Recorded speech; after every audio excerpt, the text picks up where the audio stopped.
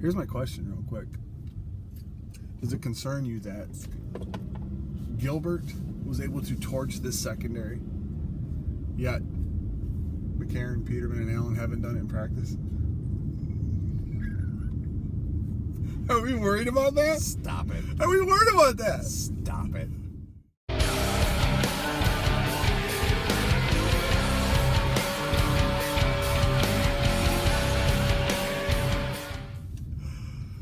Stop it with your sinful mouth. Hey, our secondary got torched. Why aren't they getting torched in practice? That's actually a kind of valid point. So Can we talk about Tremaine Edmunds for a moment? I love talking about Tremaine Edmunds. He is scary. Seeing him on television, how much bigger he is than everybody. He's a manimal. That is scary. Before we get into him, can we please? I heard Mark Kelso say it because I was listening to the pregame. It bugged me and it irked me to no end. His name was mentioned with Kuechly. Can we stop? No. Can we stop with this, please? Now, if you want him to be as cerebral as Kuechly in that respect, okay, I'll give you that. But just please, for the love of God, stop. They're not alike at all. No. They're different types of players, different skill sets. I would compare him to Derek Brooks before I compare him to Kuechly. I mean, Derek Brooks is a Hall of Famer, so I mean, that's pretty high praise. In the role that he's going to play. He's not going to play a Kuechly role. This is Frazier's defense. It's not McDermott's. It's Tampa 2. So he's going to be flying sideline to sideline. He's got the speed that Brooks had. I mean, obviously, if you transition it from the 90s to now, 90s, 2000s to now. But, like, it was one of those things where stop comparing him to Kuechly, please. It's just going to, I'm going to go full rage monster. I know. I know. That. Not every linebacker that plays middle linebacker for Sean McDermott has to be Luke Kuechly. Again, I think you're going to bring up a great point. This is not McDermott's defense. It's Leslie Frazier's defense. They do not run the same scheme. That's it. Now, I'm sure McDermott has tendencies to his defense that he prefers, and that Frazier's catering to that. So I'm not going to say that's not the case, because I'm sure McDermott has major influence over the defense, but it's not. Sean McDermott's not running this defense. Leslie Frazier is. But that being said, my biggest concern about Tremaine Edmunds was that he's gonna be caught with his pants down often, because it's very easy to get him moving the wrong direction. And what did you see? Is this a flashback moment? Yeah, I think it's a flashback moment. My reservation about Edmunds in the middle is that in a Tampa 2 style system, it's going to be a one-man show for him in the middle, and his eyes lead him the wrong way sometimes. So he doesn't have a great vision from a play development standpoint, and he's a freak athlete, so of course he's going to stand out in college, right? But in the NFL, teams will know that they could get him moving the wrong direction. What I saw was exactly what this crazy 150-pound monster said on a previous episode. His eyes are going to deceive him early. And I saw a quarterback in shotgun. They ran a fake draw. He threw out a screen pass to the right. Edmunds was already in the box ready to tackle that running back and was not in the lane where that guy was coming back. That was his responsibility. Which was his responsibility to make that tackle at minimal 3-4 yards. Nope, it was first down. So the things that we were concerned about, especially Paul, when it comes to his eyes deceiving him, it came to fruition against Gail Gilbert's son. You know? Yep.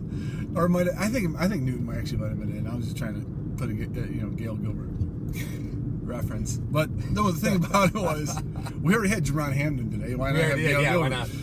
No, but that was the thing that's concerning me. But I don't think that's going to be one of those situations where it's going to take him long to figure that out. Right. Yeah. Okay? He's in the film room right now, and they're going, hey, what'd you see here? We like the aggression, but come on, get over there. No, I'm thrilled to see it happen. Truthfully, now, right now, yes. right now, I'm glad to see it happen right away, because The kid's got loads of talent. Never going to deny that. Oh, loads of talent. Scary talent. But with that amazing burst and incredible strength has to come a little bit of patience. Just, it has to come. You don't need to make every tackle at the line of scrimmage. I understand that that's exciting and that's fun, but sometimes you're not going to be able to make that tackle at the line of scrimmage. I think he's still trying to make all tackles at the line of scrimmage. And that's, if it's 2nd and 10, you don't need to make the tackle at the line of scrimmage. You don't. If it's 3rd and 7, that's okay too. Right? I mean, it's... Did he blitz the first play of the game? I don't remember. I'd love to see that. Because you know how Allen got to go Allen deep. got to throw deep? You think Edmunds could have shot the gap, which he was used to? Why not? Why not? But I don't know. All right, Let's go back and look. I'll check it out. Yeah. But it's interesting to check out the dynamic, though. The concern for me with Edmunds is teams will just run a bunch of play action and just pull him off. Listen, if you can, and I know some people are going to say, I hope so. well, it'll make him better. No, Make him I better. hope so, because the longer the quarterback has the ball in his hands, that rush can get there. Right. My counter to that is, but you take the defense from 11 guys to 10 guys. And if you can do that from an offensive side of the football, then you're winning. If your team has more players than the other team, then you win, right? It's a numbers game. No, because they're holding on to the ball a little bit longer. Plus, it's not 10 versus 11 because he's concentrated on that one guy. He's focused on that one guy, who may just be a running back that's doing a blitz pickup, but he's still out of the play. He's not running a flat route. He's not doing any of this other stuff. Yeah, but see, I still disagree. That's why you put 6 corners behind him. If he does that, if he over pursues Tampa, Yeah, because we have the depth of that. Sure, let's play that.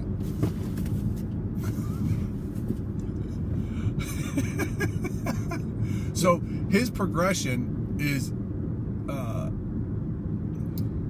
elevated now because we have no depth. Right. Oh boy.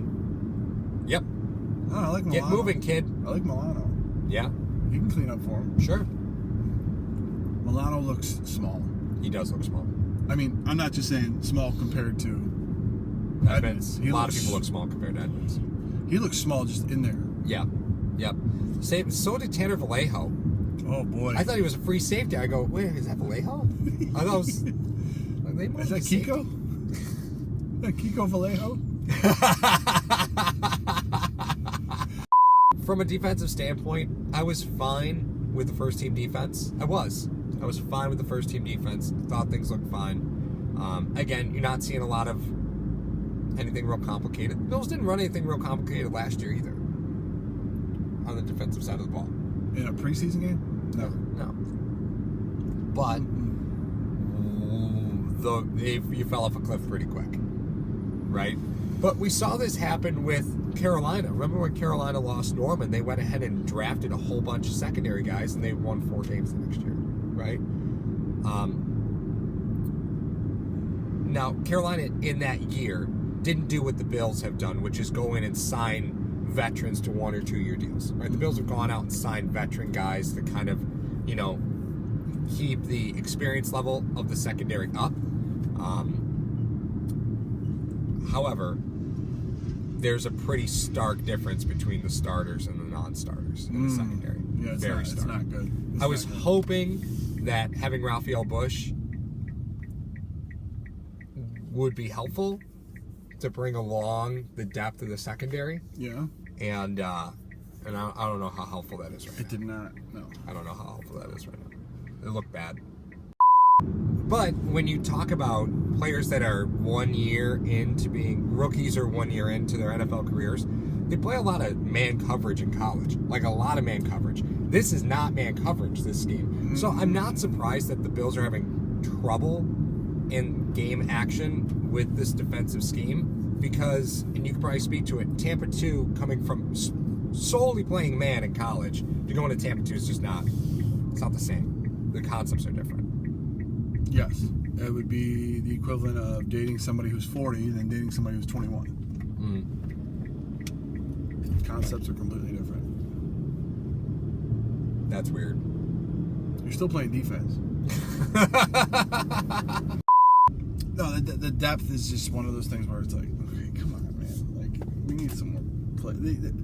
For as fast as some of the offensive players seem to be, coming along, the offensive line and the defensive secondary's depth, which are two units that are strengths. You know what I mean? You think eventually this offensive line unit is going to be very strong, just not very deep. Defensive backs, very strong, not very deep. You got to think other teams are having this problem as well. You got to. No one has three deep across the board that's talented as the starters. No. You know what I mean? No. But is your argument more of we don't really have elite secondary guys, so that the fact that there's a huge gap there is even more pronounced?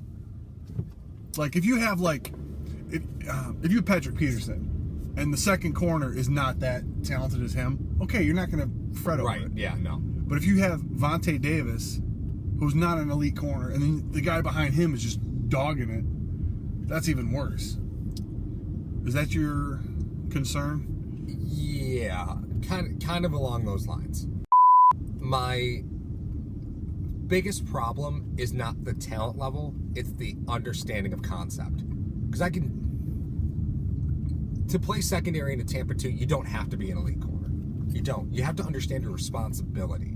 And what I didn't see was I saw the starters understand responsibility, and then I saw everybody else running around like chickens with their heads cut off. Dexter Jackson won an MVP in the Super Bowl because of understanding this concept. That's what I mean. But that's the point, right? It's not the talent level. It's not about, are you Patrick Peterson? Who's the next guy up? Vontae Davis could be very effective in this defense if he understands his concepts, right? Mm-hmm. Any quarterback could be effective in this defense just as long as you understand the concepts. And that's what I don't see is I don't see these younger players understanding the concept yet. I get that it's just the first preseason game. I understand that. But it's scary to see how quickly things just disintegrated.